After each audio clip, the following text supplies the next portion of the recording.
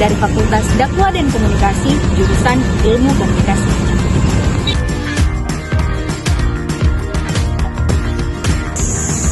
Pada dasarnya dan secara singkat, komunikasi itu proses di mana kita bertukar informasi. Ilmu komunikasi ini bagaimana kita bisa memaknai proses ilmu komunikasi itu sendiri. Tapi faktanya, komunikasi itu tidak hanya sebatas pertukaran informasi secara lisan saja.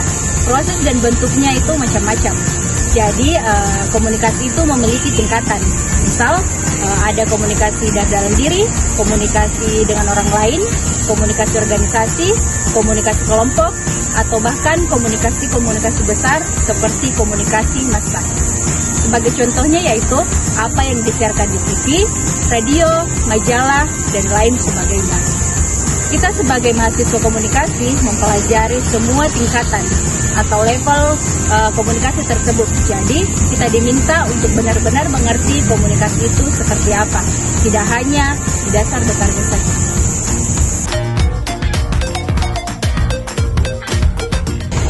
Ada beberapa mata kuliah yang saya sukai dalam jurusan ini, dan yang paling menarik menurut saya ada komunikasi antar pribadi atau interpersonal communication.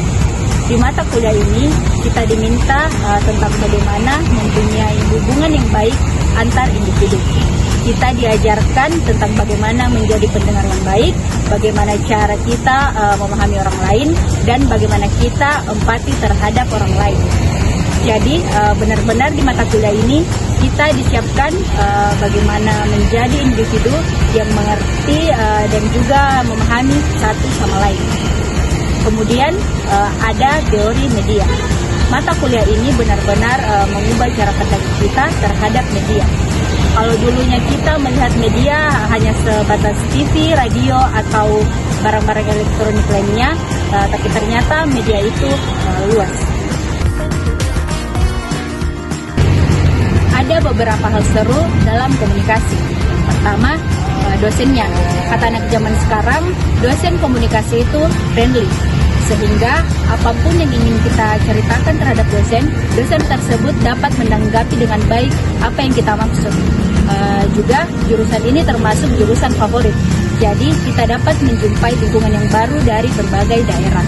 Dan kuliah komunikasi itu sama sekali tidak sulit. Di jurusan ini kita akan sangat enjoy sebab kebanyakan kita mempelajari tentang hal-hal relate dalam kehidupan sehari-hari sebagai manusia. Awalnya saya memilih jurusan ini karena menghindari yang namanya hitungan. Tapi nyatanya saya tetap menjumpai hal tersebut. Kita diminta untuk mengerti tentang bagaimana meneliti dengan baik dengan menggunakan metode kuantitatif. Jadi kalian jangan kaget jika nanti kalian belajar metode kuantitatif sebagai salah satu mata kuliah. Kemudian kita akan dihadapi dengan ekspektasi orang lain.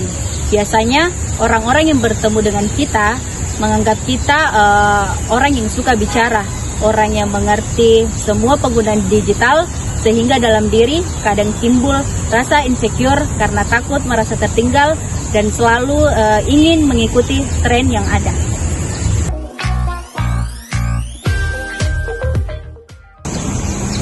Kamu jurusan ilmu komunikasi ya? Berarti kamu jago ngomong dong.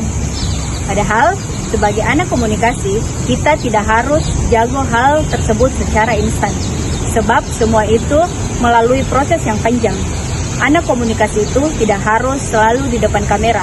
Kita juga bisa menjadi orang yang berperan di belakang layar.